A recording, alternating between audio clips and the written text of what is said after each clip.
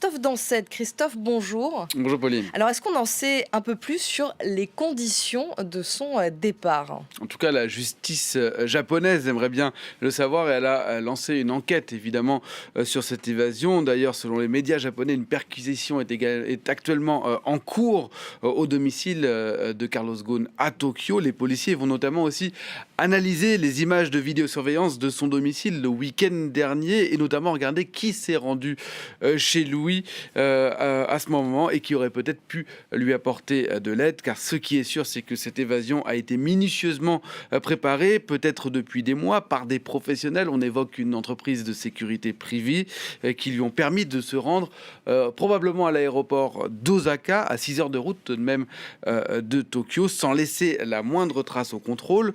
On sait cependant qu'un vol de la compagnie de jet turque MNG, qui a décollé dimanche soir à 23h10 très exactement de l'aéroport international d'Osaka, direction Istanbul, où l'avion a atterri ensuite lundi. Un bombardier de la même compagnie a ensuite décollé de la ville turque direction Beyrouth. C'était quelques minutes plus tard, où l'homme d'affaires s'est ensuite présenté devant les services d'immigration libanais. D'ailleurs, derrière vous, on voit, ça y est, le tracé. On voit ce tracé. Voilà, et le deuxième avion direction Beyrouth.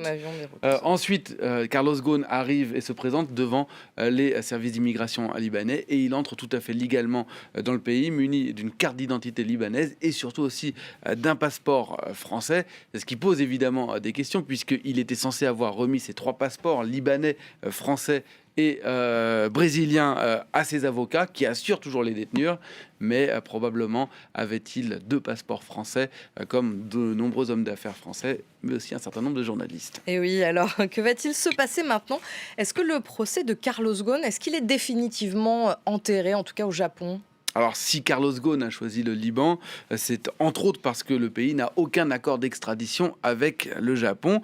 Et vu que dans ce genre d'affaires, au Japon, il n'y a pas de procès par contumace, c'est-à-dire en l'absence du prévenu, eh bien, il n'y aura probablement pas de procès Carlos Ghosn à Tokyo. La justice japonaise a d'ailleurs encaissé le montant de la caution, 1,5 milliard de yens, ce qui correspond à un peu plus de 12 300 000 euros, ce qui met fin à la libération provisoire.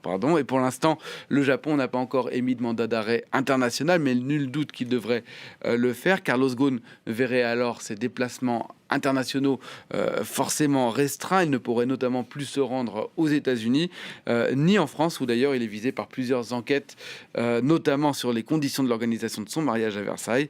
Évidemment, tout le monde attend désormais les explications de Carlos Ghosn lui-même, et il pourrait s'exprimer la semaine prochaine, peut-être mercredi, selon l'un de ses avocats, même si les détails d'une éventuelle conférence de presse n'ont pas encore été fixés. Merci beaucoup Christophe pour toutes ces précisions. On continuera bien sûr à suivre cette